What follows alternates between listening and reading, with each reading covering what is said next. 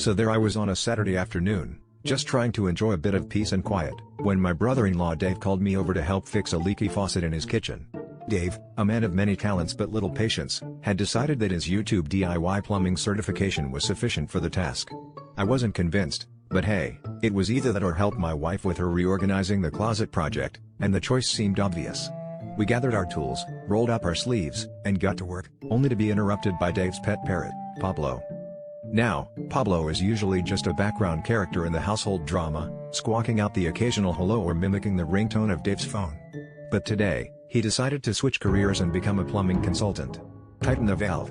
He squawked from his perch. Dave and I exchanged bemused glances, attributing it to the parrot's usual mimicry.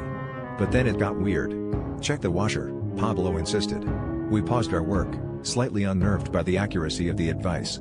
Maybe he's been watching too much House Hunters with you, I joked to Dave, trying to brush it off.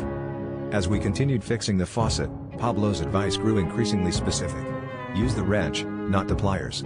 He caught. At this point, Dave and I were starting to feel like we were in some surreal episode of a home improvement show featuring an avian expert. We followed the suggestions, mostly out of curiosity and confusion, and to our surprise, they seemed to work.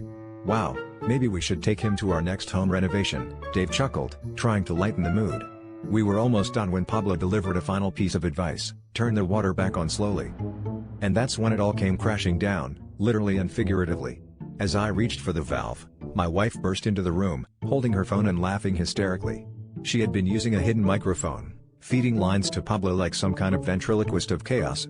It turns out she'd been watching us the whole time, hoping to capture Dave's impatient antics on video. Dave and I stood there, dripping wet from our faucet misadventure, realizing we'd been duped. My wife grinned and said, "I guess you could say, you both got a little unplugged."